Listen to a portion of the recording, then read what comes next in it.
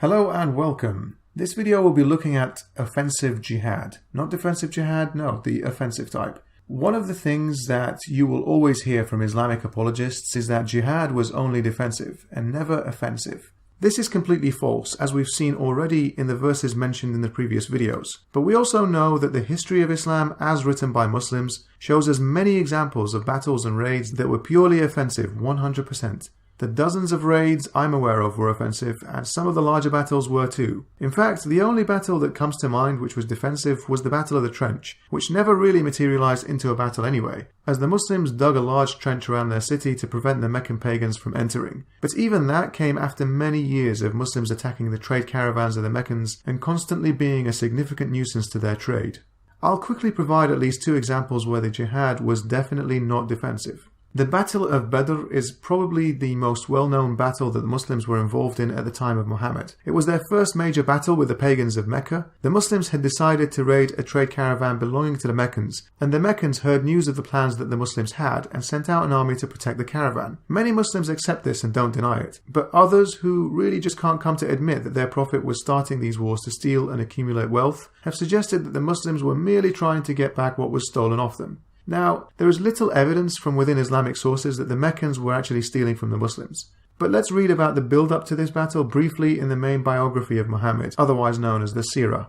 They said that when the apostle heard about Abu Sufyan coming into Syria, he summoned the Muslims and said, "This is the Quraysh caravan containing their property. Go out to attack it. Perhaps God will give it as a prey."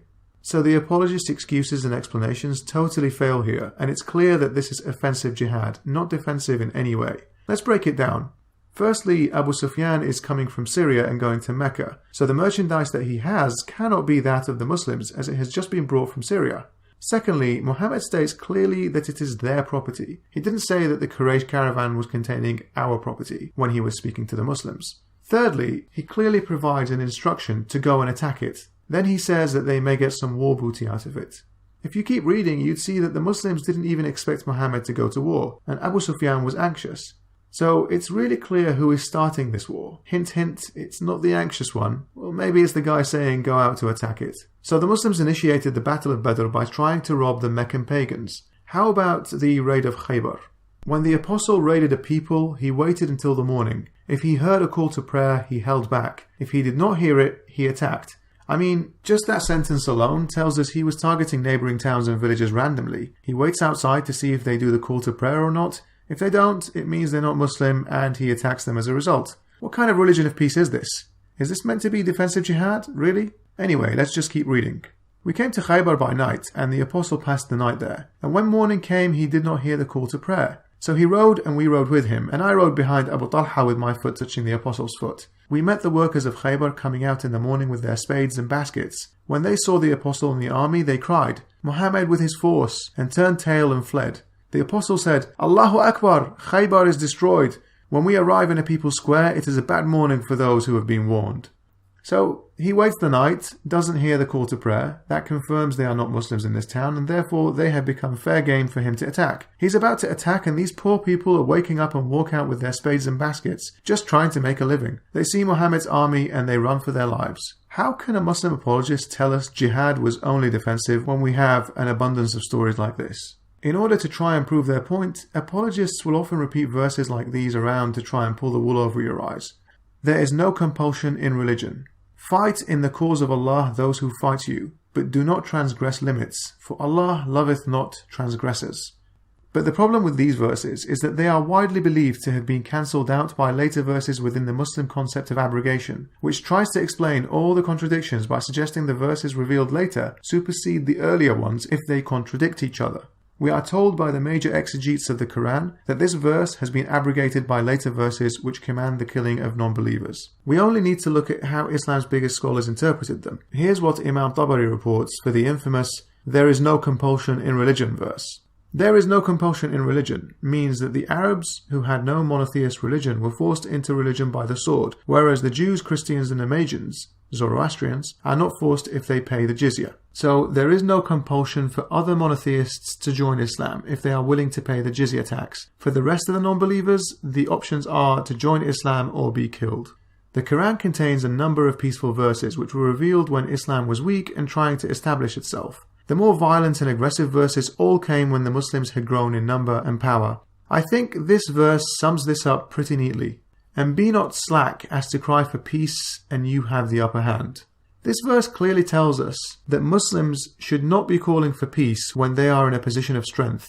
This explains why Islam began with peaceful verses, but then they all got cancelled out when they were emboldened enough through strength. So much for this being the religion of peace. The Quran clearly states that you should not call for peace if you have the upper hand.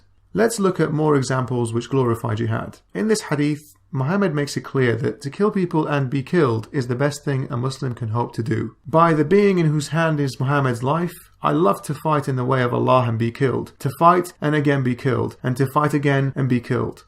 In another hadith, Muhammad says, he who dies without having fought or having felt fighting against the infidels to be his duty will die guilty of a kind of hypocrisy. So Muhammad labels those who do not fight as hypocrites, and the Quran threatens hypocrites with the worst type of torture in hell. Chapter 4 verse 145 reads, surely the hypocrites are in the lowest stage of the fire, and you shall not find a helper for them.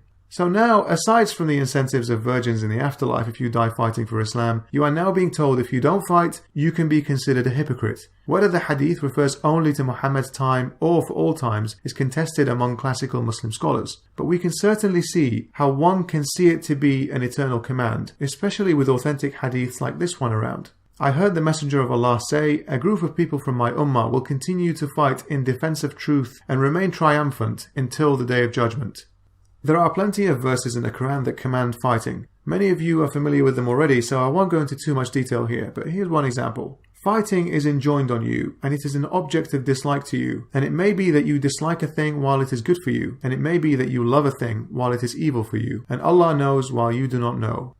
This verse sums up the problem with religion and Islam in particular in a nutshell. It basically says we have ordered you to fight even though you might not want to. And at the end of the verse it tells us, God knows and you don't, so therefore we should never question his judgment and ask why. Just listen and obey. This is why it's so difficult to reform and why it's so easy for violence to breed within Islam. It says it here, Allah knows and we don't, so who are we to question? Who are we to change these commands or water them down? Another quick example, chapter 61 verse 10. O you who believe, shall I lead you to a merchandise which may deliver you from a painful chastisement? You shall believe in Allah and His Messenger, and struggle hard in Allah's way with your property and your lives. That is better for you, did you but know. The word used in Arabic for struggle hard in that verse is tujahiduna, which is a variation of jihad. So those who do jihad with their lives and their properties, meaning their wealth, will avoid a painful torment in hell.